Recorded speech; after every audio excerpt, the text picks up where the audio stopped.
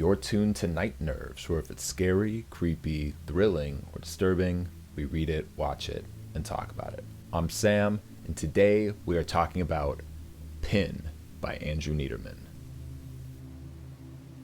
Pin tells the story of Leon and Ursula, two adolescent siblings who live in a large home with their inattentive mother and father. And when their parents tragically pass away in a car accident, the two siblings continue to live in that large home, isolating themselves and relying on a talking anatomical dummy named Pin to guide them through the difficulties of life and growing up. Genre-wise, I would classify Pin as being a psychological horror / neo-gothic novel. Andrew Neiderman, the author of Pin, would later go on to be the ghostwriter for V.C. Andrews, the popular author of novels like Flowers in the Attic, and his talent for writing gothic horror is really on display in Pin. And while Pin has many nods to classic gothic literature, it feels very rooted in the 80s when it was written, both in its ideologies and in the cultural anxieties that it explores. And among those is the concept of the nuclear family,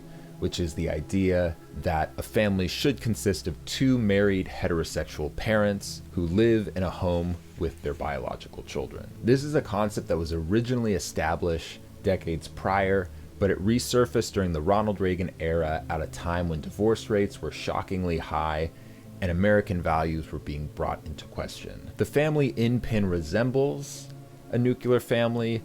The dad is a successful, hardworking physician, and the mother is an obsessive housekeeper.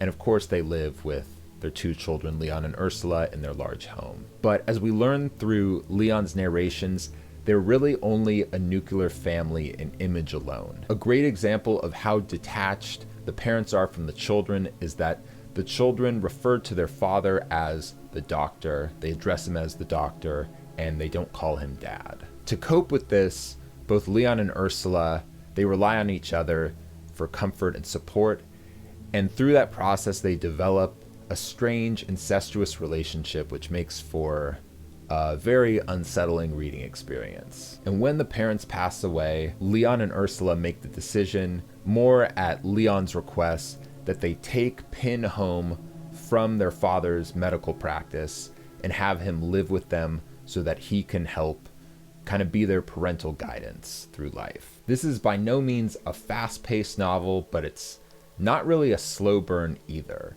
because once they bring Pin home and they start to establish him as a part of the family, Ursula really starts to pull back and starts to build a life for herself. She starts dating, going out, and Pin and Leon start to hatch up a scheme to draw her back into the family. I had a lot of fun reading this book.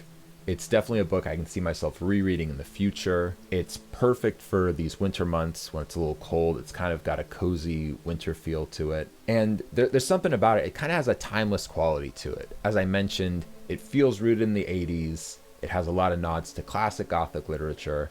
But I could totally see this being published today, being written today. It feels very cutting edge for being published in, I think this was published in 1981. A lot of the concepts, ideas, obviously the incestuous relationship. I could definitely imagine this ruffling a lot of feathers back then, and even ruffling a lot of feathers right now. Thank you so much for watching this video. I actually recorded a review of Pin about a month ago, and I was just having a ton of technical issues. My SD card was basically full, so I was going through and deleting a lot of photos and videos that I had on there. And then as I was trying to troubleshoot that, a lot of my lights, like the batteries on the lights that I have in my space here, were dying, and I was having to replace those, charge them. It was an ambitious project to take on. I had very little time to record a video, and I just tried to record one really fast and put it out. So thank you for sticking around watching this video. Make sure to like, comment, subscribe, share, hit the bell. You gotta hit the bell. I hope to see you in the next one. Stay spooky.